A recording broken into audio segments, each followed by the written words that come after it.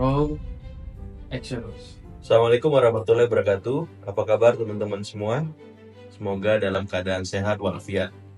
Ya, kali ini saya coba akan membahas soal Gibran. Saat ini Indonesia berada dalam momen yang sangat menentukan. Berada di tengah beragamnya tantangan global. Yang beberapa waktu terakhir cukup ramai ya dibicarakan. Mulai video monolognya, kemudian soal tuntutan mundur kepada beliau. Kemudian yang terakhir, ada arahan apa yang beliau lakukan akhir-akhir ini memang ditujukan untuk kontestasi Pilpres 2029.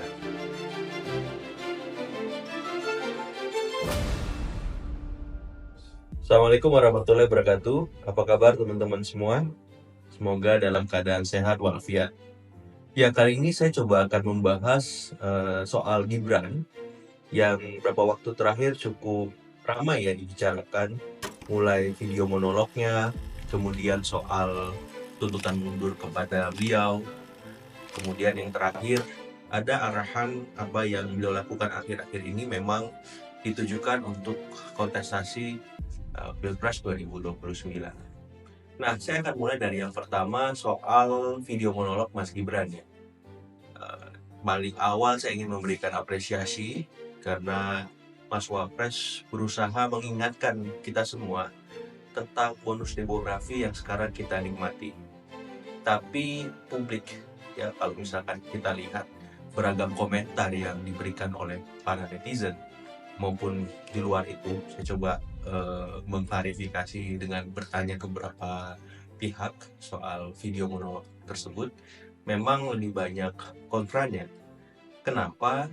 Ya sedikit banyak kita tidak bisa lepaskan ada residu Pilpres 2024 yang mengemuka menimbang beberapa arahan ya soal kesalahan etik yang diafirmasi oleh putusan MK tentang pencalonan Mas Gibran sebagai cawapresnya Pak Prabowo. Di luar itu, saya melihat memang ada harapan besar untuk Mas Gibran bahwa bonus demografi yang dia sampaikan bukan sebatas wacana, tapi bisa ditindaklanjuti lewat policy ataupun aktivitas-aktivitas konkret yang bisa langsung dirasakan oleh masyarakat. Ambil contoh misalkan Mas Wapres punya ya karena lapor Mas Wapres ya, publik ingin tahu dan bertanya-tanya, sudah sampai mana progresnya? Apa yang sudah dikerjakan? Dalam konteks misalkan bicara ya tim nasional Indonesia, yang Mas Gibran juga buat videonya, atau hilirisasi, ya karena kita tahu publik hari ini sedang mengalami tekanan ekonomi yang cukup besar. Ya sebut saja ada ancaman PHK massal, kemudian ada soal daya beli yang turun, kemudian ada soal juga ya perang dagang. Nah, kira-kira apa yang sudah dilakukan Mas Gibran selama 6 bulan ini untuk merespon itu semua secara konkret lewat kebijakan, lewat advokasinya, lewat inisiatif-inisiatifnya, dan publik ingin tahu itu semua. Karena Mas Gibran hari ini adalah wakil presiden kita, bukan lagi sedang berkampanye di masa pemilihan presiden seperti halnya 2024 kemarin. Jadi besar harapan saya mewakili masyarakat, netizen semua, bahwa pun kalau Mas Gibran mau membuat video lagi, alangkah dipertimbangkan, alangkah baiknya untuk membuat ya progres kerja yang sudah Mas Gibran lakukan agar publik jadi lebih paham, lebih tahu, lebih mengenal ya aktivitas orang wakil presiden dengan tupoksinya, bahwa wakil presiden bukan sekedar ya ban serep, pelengkap, ataupun ya sekedar pasif ya merespon segala dinamika kebangsaan yang terjadi beberapa waktu terakhir. Nah, di luar itu kita juga tadi sempat saya ulas di awal, ada arahan dari forum Prawirawan agar Mas Gibran dimakzulkan. Nah, dalam konteks ini saya lagi tidak sependapat ya dengan forum Prawirawan, karena menurut saya pemilihan Mas Gibran sudah sesuai dengan prosedur konstitusi kita, dan walaupun sebelum itu ada putusan MK yang mengungkap ada pelanggaran etik di sana, namun kita juga harus konsisten dalam berdemokrasi, dalam berkonstitusi. Pun kalau Mas Gibran ingin diturunkan atau dimaksudkan, kita harus melewati banyak tahapan, dan semua itu diawali dari proses yang terjadi di DPR. Dan hari ini kita tahu DPR secara kuantitatif ya dikuasai secara mayoritas oleh Koalisi Indonesia Maju, sehingga kalau misal diarahkan ke sana rasanya agak susah. Tapi kalau misal arahan tersebut ditujukan secara kualitatif sebatas aspirasi, ya masukan, sah-sah saja. Ini bagian kita berbangsa, dan saya kira itu nggak bisa dilepaskan, dimungkiri akan terus mengemuka, karena di saat yang sama ada pusaran isu soal Pilpres 2029 yang mulai mengemuka pasca Gerindra mencapreskan Presiden Prabowo lagi, kemudian PAN lewat ketua umumnya Pak Zulkifli Hasan mencapreskan Presiden Prabowo lagi untuk 4 kalinya ya, seperti itu.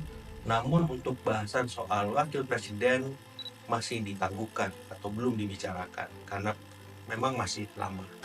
Yang jelas dengan realitas dan konstelasi yang mengemuka, posisi wakil presiden yang sekarang diemban oleh Mas Gibran memang panas ya, dan akan sangat menarik ketika dibenturkan dengan realitas politik 2029, sehingga Mas Gibran mau tidak mau harus berbenah, harus berbuat sesuatu agar posisi tawar beliau tetap terjaga.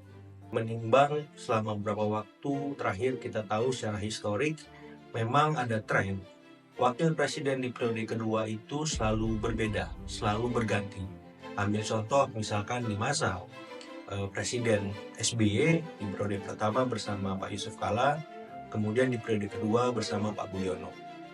Kemudian Presiden Jokowi di masa pertama beliau bersama Pak JK kembali, kemudian di masa kedua bersama Pak Ma'ruf Amin. Nah, bagaimana dengan Presiden Prabowo? Ketika di masa pertama ini bersama Mas Gibran, apakah di masa keduanya bersama Mas Gibran lagi? Yang bisa menjawab ini tentulah Mas Gibran dan Presiden Prabowo, karena kedua orang ini yang akan bisa memastikan apakah keduanya bisa kembali berpasangan atau tidak. Karena kita tahu memilih wakil presiden punya banyak pertimbangan elektoral atau sederhananya matriks ya, bisa berdasarkan suku, agama, ras, misalkan bisa berdasarkan geografis, bisa berdasarkan kompetensi, bisa berdasarkan ormasnya dan seterusnya. Jadi semakin banyak checklist yang didapatkan oleh seorang wakil presiden, maka semakin ideal dia menjadi pasangan untuk menguatkan ataupun melengkapi seorang presiden. Sehingga kriteria di 2029 nanti semakin kompleks ya, dan apa yang menjadi arahan di 2024 kemarin ketika Mas Gibran ditunjuk oleh Presiden Prabowo sebagai wakil presidennya, itu akan jauh berbeda nanti di 2024 ya, seperti itu. Jadi 2024-2029 ini punya karakter yang berbeda, dan sebagaimana periode-periode pemilu sebelumnya ya, setiap sosok wakil presiden yang dipilih presiden itu mestilah tidak sama pertimbangannya, apalagi namanya seperti itu. Nah, balik dalam konteks kasus Mas Gibran, apa sih yang bisa beliau lakukan? Saya memberikan beberapa pertimbangan. Pertama, memang kalau memang Mas Gibran ingin aktif di kanal media, sosial media, maka masukannya secara sederhana lebih banyak fokus pada hal-hal praktis dan konkret. Apalagi ingin meraih simpati para kelas menengah, pemilih muda, madya yang memang sering terpapar kita sederhanakan sebagai generasi milenial dan Gen Z. Ini benar-benar perlu diarahkan secara praktis, konkret, nyata. Apa yang benar-benar mereka hadapi sekarang, itulah yang dibahas. Yang kedua, apa yang Mas Gibran lakukan di darat lewat belusukan, lewat menyapa warga dari rumah ke rumah, dari kota, dari kabupaten sampai ke provinsi-provinsi, sudah bagus, sudah oke, dengan memberikan buku, susu, dan seterusnya. Tapi memang harapannya bisa diintensifkan dengan mengawal program-program besar yang dimiliki oleh pemerintahan secara keseluruhan, supaya apa? Supaya narasi besar yang selama ini disampaikan oleh Presiden Prabowo itu punya kontekstualisasinya di lapangan secara praktis. Artinya apa? Program itu tidak berjalan tanpa pengawasan yang jelas dan konsisten dari pusat. Artinya Mas Gibran harus lebih sering turun ke bawah, memastikan program itu berjalan dengan benar, dilaksanakan secara bertanggung jawab, transparan, dan tidak ada problem-problem krusial yang selama ini selalu melatar belakangi setiap proyek-proyek besar pemerintah. Nah, yang ketiga, saya melihat juga penting bagi Mas Gibran untuk memiliki partai politik. Apalagi usia Mas Gibran masih relatif muda. Apakah partai yang sudah eksis, apakah mungkin membuat partai baru, dan seterusnya. Karena pemilihan seorang wakil presiden seringkali punya dasar ataupun punya basis politik yang solid agar ya bisa menjadi pelengkap atas ya raihan kaki-kaki politik yang sudah dimiliki oleh presiden. Ambil contoh misalkan Presiden Prabowo punya partai Gerindra yang lebih dikenal sebagai partai nasionalis dan kemudian dianggap ya punya basis militer, maka Mas Gibran sedikit banyak sudah merepresentasikan sipil.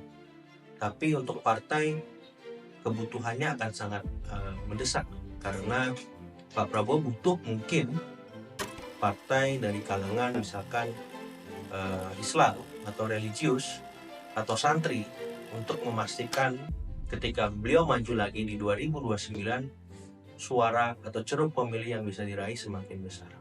Atau kalau misalkan kita bicara latar soal senior dan muda, Mas Gibran juga mewakili itu. Tapi soal muda ini memang harus diperkuat agar benar-benar kaum muda terwakili secara utuh, bukan hanya sebatas usia, semangat, tapi juga kontribusi-kontribusi nyata, spektakuler, revolusioner yang menjadi jiwa para kaum muda. Mungkin sebagai pemantik demikian, teman-teman. Semoga ada manfaatnya. Bila ada yang belum saya berelaborasi atau terlewat untuk dibahas, teman-teman bisa tinggalkan di kolom komentar di bawah. Sekali lagi terima kasih atas waktunya, perhatiannya. Mohon maaf untuk segala kekurangan. Semoga Mas Gibran tetap semangat dan selalu konsisten memberikan kontribusi terbaiknya untuk Indonesia. Merdeka!